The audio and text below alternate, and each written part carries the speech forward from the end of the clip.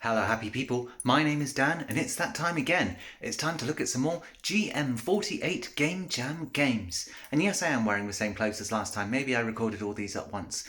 But let's have a look at these games around the theme of Just One. But before that, really quick, this video is sponsored by my Instagram page. Come and say hello at Tide_Dan, where I post game bits and a little bit more about my personal life. I'll see you there. Okay, so up first today we have got one platform. And in one platform you are this rabbit, I think, jumping on a platform, and then when it dies you have to jump and find another platform very, very quickly as it gets progressively harder as you play. It's a very simple concept, and the developer did say they made it in a single hour, which is very impressive. It's, like I said, it's very short and sweet. It's got that sort of addictive vibe going to it. I managed to get 63, I think it was, but I can easily see this playing sort of endlessly replayable. They've really sort of hit that addictive centre of wanting to get slightly better and slightly better every time. But overall, for the sake of an hour, it's a very quick game, and it's a very simple game, and it's quite fun too. I enjoyed this one. It's, like I say, a very simple concept, and yeah, there's not really a lot to say about it beyond that. It's short and sweet, and this is me playing it. As you can see, the platforms disappear faster and faster. At some point, it's almost not worth jumping to them. But that's when I died. So yeah, good job. Okay, so up next, we have got One Slot Odyssey. And in One Slot Odyssey, you have just one inventory slot to complete the mission. In doing so, you have to pick up the blade or the pickaxe, basically pick up all the different tools that you need to deliver them to whoever needs them, cut through the woods, all sorts of different bits and bobs. I did find the movement, as you can see, in several places a little bit tricky where I got stuck on the wall. I think it's just the way it was made. It's quite easy to do that in Game Maker, but it's just a minor thing. It's quite a cutesy little thing where you're measuring your inventory. There's a lot of running back and forth to make sure you have the one thing that people need. And then they give you another one thing, which you then have to take to do more things. It gets a little hectic, a little fast as you're juggling your items and trying to figure out what's going to cut through the trees, what's going to cut through the rocks, and how you're going to defeat everything. And it's got some whimsical sort of RPG style things like the Moon Whisperer axe. It's all very fanciful. But it's a very simple concept and it sticks to the theme. Like I said, I wish I just didn't get stuck in the walls and had more inventory, but that's the idea. It's one slot, so use it wisely in One Slot Odyssey. Okay, so up next is One RPG. We're going to see a theme here, a lot of games with one in the title, and this one really takes one to the next one. You have one quest, one achievement, one adventure. You have 1 HP to fight one enemy, which deals 1 damage. The one enemy dies, you get 1 EXP. Then your one mission is to collect that one dog and deliver it to that one guy on top of your one and only house. It's a very, very short-lived story, but I think the sort of cutesy drawn style is quite silly and quite fun. They've got some silly effects going on, which kind of brings it to life a little bit. And overall, it's just a very cute concept, I suppose. I would have liked to have seen more of it. Less than this one screen, I suppose. It is on one screen. They've really stuck to the one theme. Wow, thank you so much. Yes, I have achieved my one mission of bringing that one guy's one dog home. I'm gonna get sick and tired of saying one soon, but it's fun. Okay, so up next is Just One Look. And I died straight away. In Just One Look, what you have to do is turn off the light when the monster arrives, which is an audio cue to indicate it's arriving, and another one to indicate it's gone. You have to press space to turn off the lights, and then wait for the indicator to say it's gone, and turn the lights back on. The thing is, you can only charge your gun, which is this green bar at the bottom, when your light is on. But if you look at the monster too long, you are dead. It definitely builds up a bit of tension. Again, for another quick game, it was made very silly and fun, and it's got that sort of horror-y vibe to it, which is incredible considering it's such a small experience. They've managed to really capture the impending dread and impatience and fear of being killed, especially when your gun is so close to being charged. Overall, yeah, it's like I said, very, very simple. I'm seeing a lot of very simple games this time around, and that's fine. People tend to stick to something that's short and sweet in these jams, a very short-lived experience, particularly if the theme is just one. It kind of adds a very strict limitation. But in this one in particular, my gun is nearly charged, and I will be able to defeat the enemy. And it does have a pretty little animation when it's dead. It does hang around a while sometimes too. But there you have it. Enemy is dead in just one look. Okay, so up next is One Duel Game.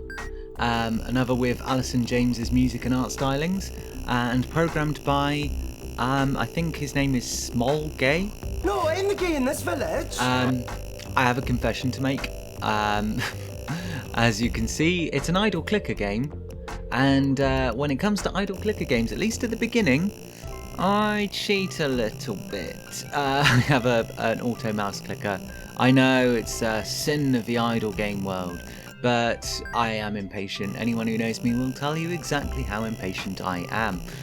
And that is reflected in my playstyle here. Still, I'm only cheating myself, and overall it did not detract from the fact that I'm going to turn up the sound because that's going to be a bit noisy. It doesn't detract from the fact that this is a very addictive game.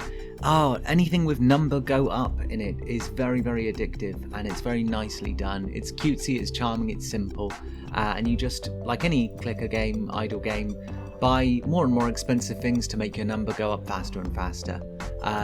Yeah, this is going to be a massive time sink for me, and yeah, it's a lot of fun. Okay, so up next we have got One Dimensional Hero. And in One Dimensional Hero, you are an eyeball and you can only see in one direction. You have to work your way through the mines, or the pits, or the dungeon, what have you, and destroy the enemies and collect the eyes that expand your vision as you expand and go down and defeat these suspiciously Minecraft-looking monsters. Interestingly, at the start, it was a real challenge because you have a very restricted line of sight and only so much you can actually do. You can shoot very slowly, not like you can there, and you have less health. This is one of those games where the better you get at it, the easier it gets, which is a bit of a common fallacy in game design, unfortunately. As you can see here by the end, now that I have full vision, and I can see everything, it just becomes a very overpowered slaughterfest. I would like to have seen more challenge in this, perhaps not taking away the core mechanic of the game, like a few minutes in. But I understand, obviously, you want to feel some level of progression and expand through the game, so it's a tricky one to balance. But that's not to say I didn't enjoy it. I enjoyed being a mighty all-powerful eye that could wipe out half a planet with my vision. I thought that was a lot of fun. But yeah, it just comes down to refinement at the end of the day. How do you balance rewarding the player without making the game easier? It's a tough one to get right.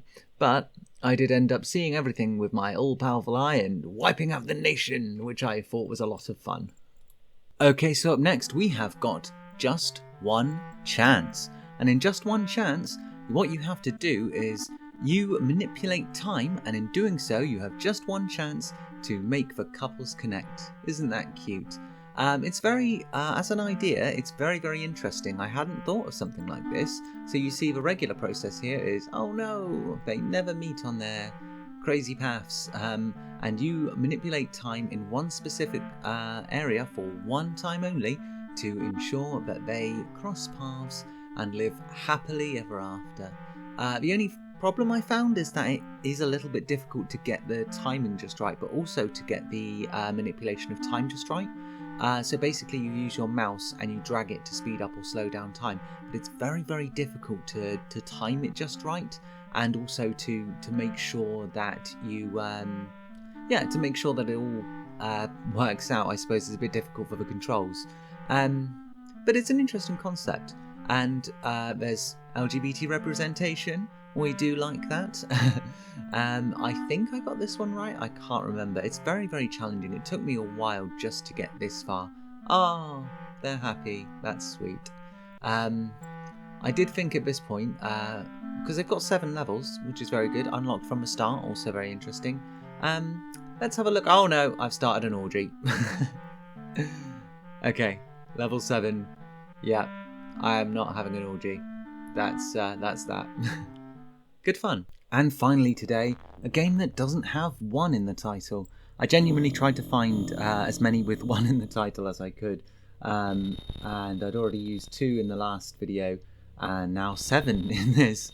So this one's called Wicked, and what you have to do is move 1 square at a time and find the 1 key to open the 1 door, avoiding the enemies, and also you can collect a compass like I just did, which will help you find the key. There it is. But if your torch runs out, and it does, then you will end up dead, basically. And the portals you run into, they will move you somewhere else. It's very fascinating. You can only see 1 square ahead of you at a time. It's very well thought out, and mechanically, for such a graphically simple game, it creates such a lot of tension. The use of sound effects when you're near an enemy, and the sort of foreboding as your torch gets dimmer and dimmer. Even looking back on the footage, it's so hard to make out. So I'm sorry if it appears dim, if you've turned up your brightness for this. It's genuinely, at this point, very, very dark. It starts off light, but that's the whole point. And there it is, I found the door. I escaped. But that was very, very tense. Very well done for such a simple style as well. And I enjoyed that one. So, good job. Nicely done. And that's going to be it for this video, so I will catch you in the next one. Damn it, Wandle game, what have you done to me?